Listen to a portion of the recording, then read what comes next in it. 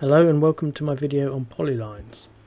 I highly recommend that the Arb who needs to update site drawings always use a polyline. It has many advantages over the line, as I'll quickly show you. If I draw a line with the line function and a polyline under it, the line consists of two vertices, the start and the end, and although it joins them together as you plot it, once you've finished they are all separate. So I've got four lines there. The polyline is a single entity containing all the vertices, and you can run through them. There's a little cross there. If I click to the next one, you can see the cross moving through, and you can see the values for each vertex appearing. If I want to move a vertex, you just grab it and move it, and the line won't pull the other segment with it unless you have them both selected, and that can be very annoying when you're adjusting tree fencing, etc. And the polyline has a few other useful functions that the lines just do not have. Lines are just simply two vertexes with Z values, so it can be used for 3D work.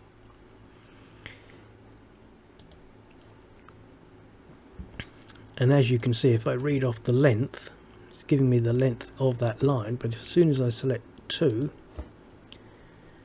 it doesn't add them together. With this polyline, it gives me the whole length of all the sections, which can be really useful to know. And I can read off the area. It's assuming there's a line there for the sake of calculating the area. So the length of this is nearly 153.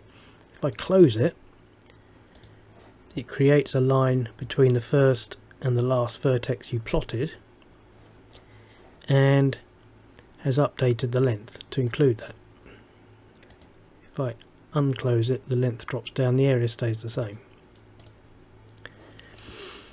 And other advantages are that I can collect this midpoint.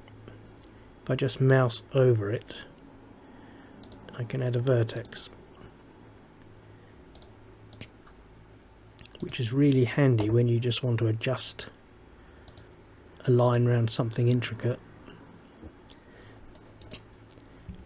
And the line doesn't give you any of these options at all.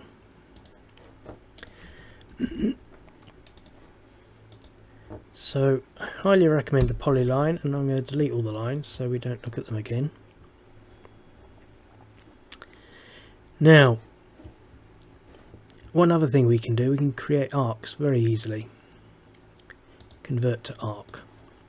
Just mouse over the divider and click it off the menu.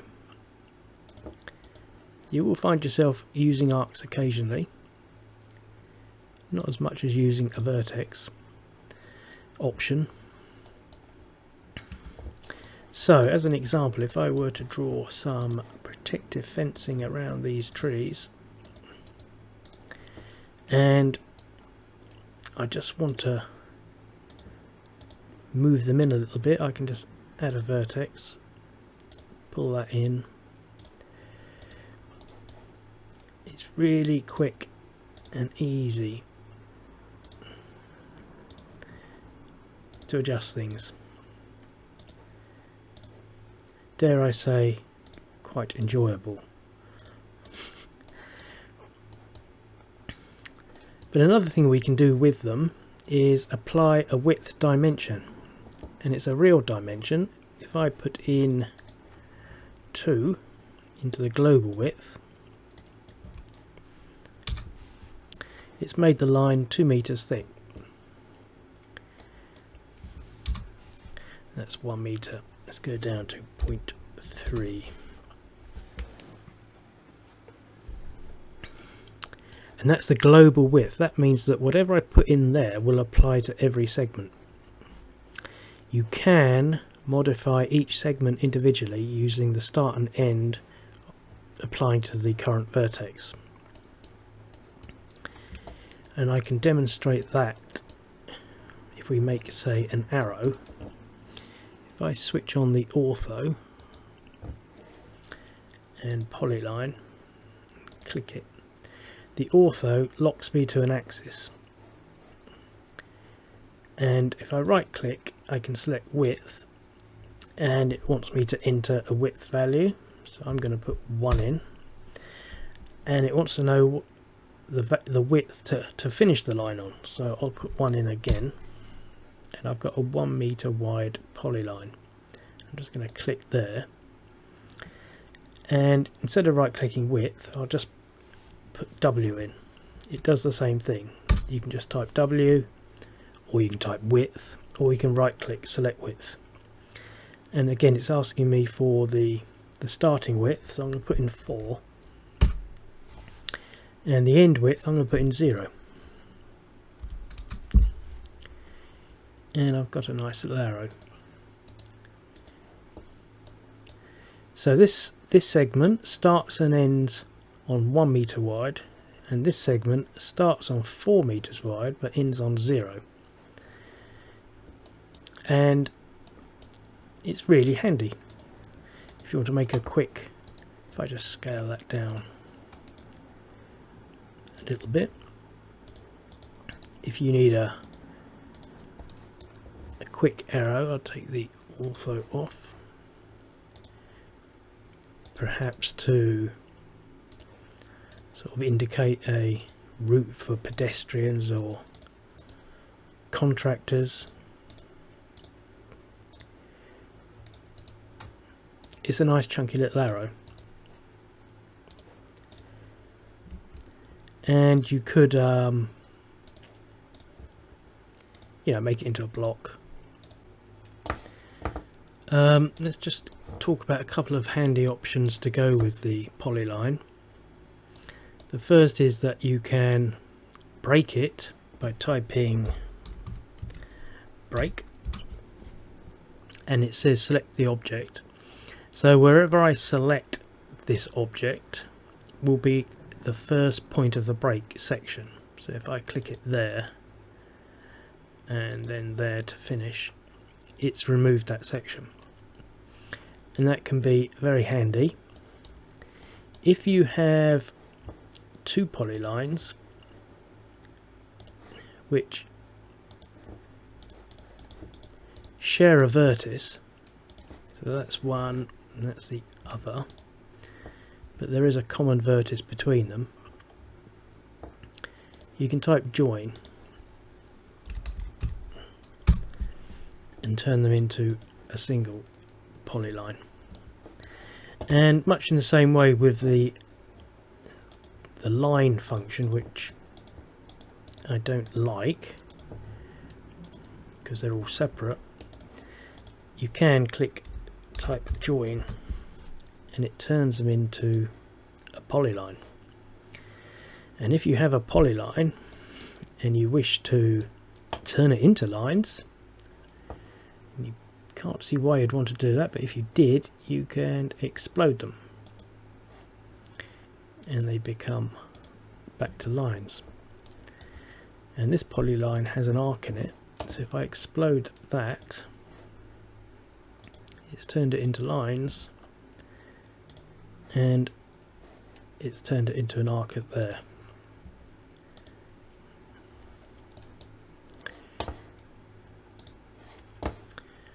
One annoying problem with the polyline, if you, for instance, are drawing and you set the width to something, I'll set it to 1 and I'll set the end width to 1, and you're drawing away,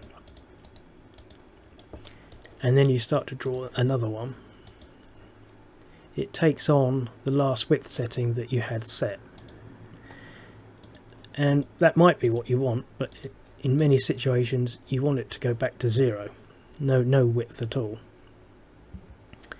So you can do it two ways. You can either just start polyline and width 0, end width 0, and then carry on, and it's reset it. Or you can, I'll just make this one thick again,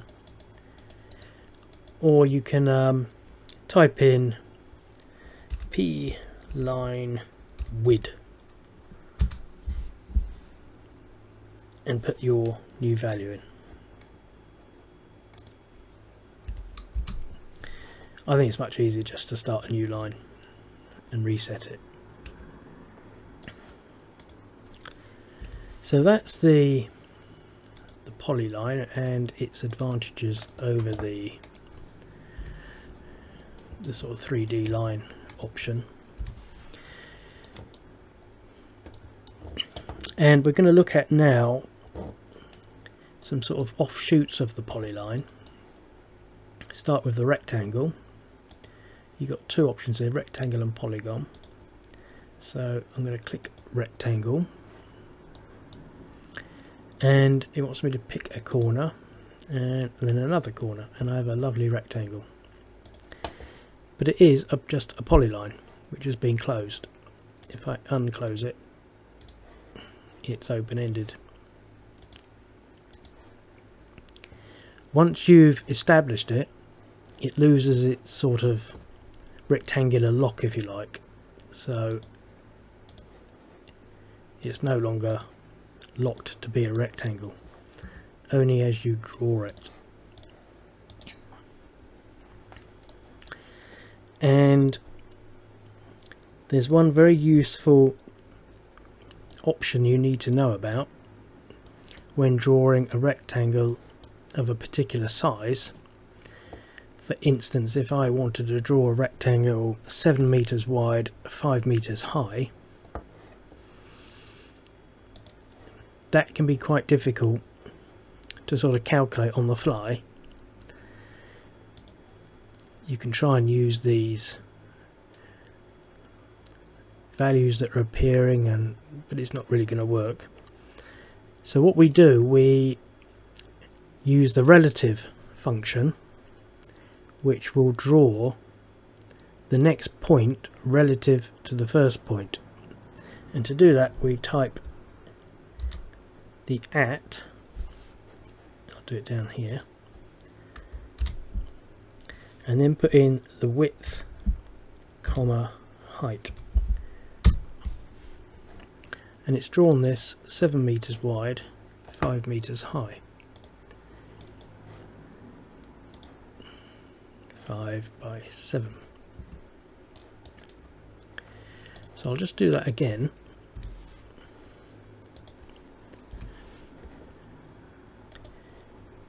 And remember, when you draw a rectangle, the first point should be the lower left corner of your rectangle. So if I click it there, positive numbers will take it to the right or above, and negative will come down and to the left. So plus 7 on the x-axis goes this way, minus 7, plus 5, minus 5. So I need to type this as relative, so I type in A, and it has just appeared, and then 7, comma 5, and I've got my 7 by 5 meter rectangle. And sometimes a client may want you to draw a footprint for him for a shed or something and stick it in his garden of a particular size. And of course, you know, once it's, you can rotate it about, but you can't adjust the size of it easily.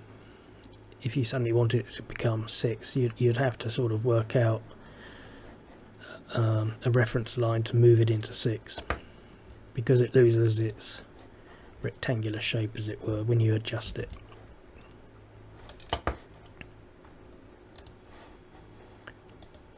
And you can apply the relative function just to a normal line. If I want to draw a polyline 10 meters long, I can just type in the at, and I want to go plus 10 on the axis, x-axis, and 0 on the y-axis, and it's drawn me a line 10 meters long.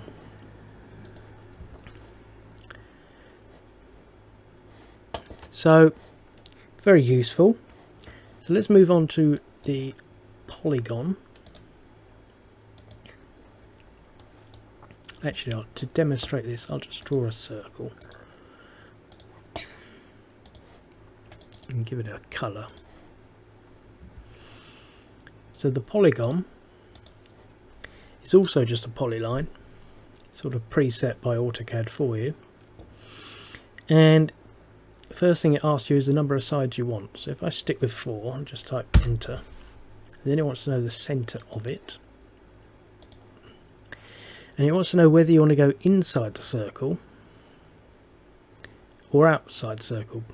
Because once you click one of these, you're sort of drawing an imaginary circle with the mouse. You'll understand in a sec. And it'll fit it outside or inside. If I go inside and lock onto that circle, you can see it's going to fit it perfectly inside for me. And if I repeat and I stick to the 4 sides but go outside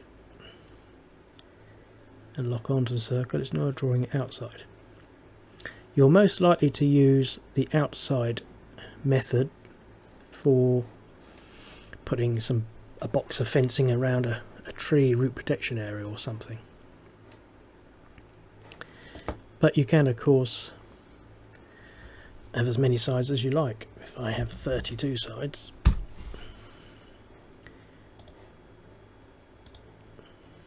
and let's go about, it's very hard to actually see each one,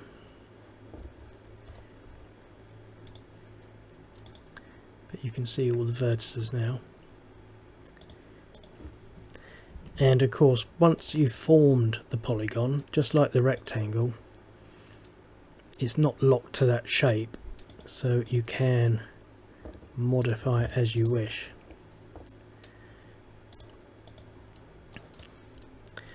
But it's very handy and very quick to use to put some fencing around a root protection area, or build a little box around a tree stem. And finally, the last polyline function, because as you can see, the polygon becomes a polyline closed. If I unclose it, there's the gap. Close it up again, and the gap's gone. The last one is the donut, which I use quite a lot, and it's basically just a donut shape or a filled circle. I'll demonstrate both. First thing it asks is for the inside diameter of the donut. So if I put in 3, and then the outside diameter, I'll put in 6, and it then wants me to put it somewhere. So I've now got this nice ring, and the outside diameter is 6 meters and the inside is 3, and the width of it then is 1.5 meters, because we're going 1.5, 1.5 to there, 1.5 to there, 1.5 to there. And it is basically just a polyline consisting of a closed arc. If I unclose it, you can see it's just an arc, and can actually convert it back to a line. Oops, sorry, mouse over, convert to line. So it's just another preset by AutoCAD, really useful. But I use these for like drawing a category tree blob on a tree center. If I select donut and I select the inside diameter to 0, and let's say 1 meter for the outside diameter, and then it wants a center point, and I have a nice filled blob consisting of one entity, rather than drawing a circle and putting hatch in it. This is nice and simple and really useful, I think. I often use the donut to show a tree that's to be removed, because you don't have to specify the inside and outside diameters. You can actually just plot them. It's saying specify the inside, so if I just go click to there, that's the inside diameter I want, and the outside I just go a bit bigger and center it onto the tree. I can make that red. I can perhaps dash it, and I can change the scale of the dash. A bit much there, 2.5 would be better. And with line types, sometimes you need polylines, and I'll be dealing with this in another video, but you need to enable the line type generation to make it all evenly spaced, and that would show that that tree's to be removed. It's nice and clear, and it would normally be sitting around a category spot. And that's it for this video. Hope you found some of it useful. See you on the next one.